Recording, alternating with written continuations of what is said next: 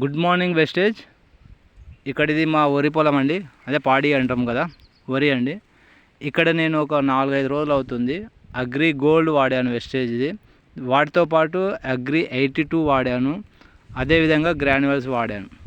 అంటే వారం రోజుల క్రితం ఏంటంటే కొద్ది రోగం ఉండేది, ఇప్పుడు చూడండి ఫ్రెండ్స్ ఏ విధంగా అయింది. అంటే నేను ఇందులో ఎలాంటి కెమికల్స్ వాడట్లేదండి. వాస్తవానికి ఏంటంటే ఆర్గానిక్ మన ఏదైతే వెస్టేజ్ ఉందో కేవలం వెస్టేజ్ ప్రొడక్ట్స్ మాత్రమే వాడుతున్నాను. ఇందులో యూరియా కానీ డిఏపి కానీ ఎలాంటి కెమికల్స్ వాడలేదు. ఇక్కడ పక్కల సేమ్ అదే విధంగా వెస్టేజ్ వాళ్ళ ప్రొడక్ట్స్ వాడుతూ యూరియా డిఏపి యూజ్ చేశాను. ఇక్కడ చూడండి, చూపిస్తున్నాను. ఇక్కడ చూడండి పక్కలనే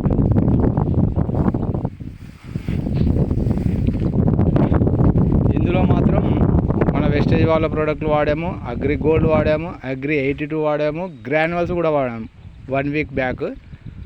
వాటితో పాటు ఇక్కడ యూరియా డిఏపి కూడా వాడాము. చూడండి, ఎందుకంటే రెండు డిఫరెంట్ చూస్తున్నాను అన్నట్టు. అంటే కెమికల్ వాడితే ఏ విధంగా ఉంటుంది, కెమికల్ వాడకుంటే ఏ విధంగా ఉంటుంది. ఓకే ఫ్రెండ్స్, తర్వాత నెక్స్ట్ ఇక్కడ చూడండి.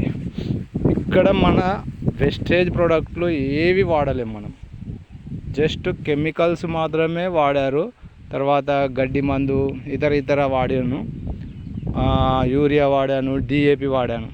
ఇక్కడ చూడండి ఎంత డిఫరెంట్ ఉంది చూడండి. మళ్ళీ ఒకసారి చూపిస్తున్నాను.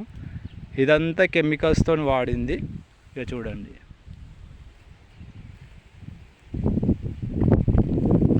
ఇక్కడ చూడండి మన వెస్టేజ్ ప్రోడక్ట్లు వాడాము, వాటితో పాటు యూరియా డిఏపి వాడి గడ్డి మందు కూడా వాడాము.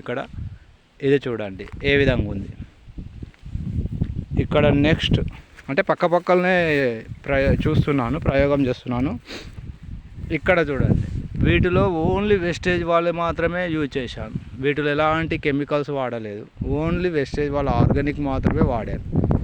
చూడండి ఫ్రెండ్స్, ఇక్కడ ఏంటంటే ఇవి ఓన్లీ సన్న బియ్యము, అవతల రెండు చూపించిన ఏంటంటే 1010 అండి. Okay, thank you wastage.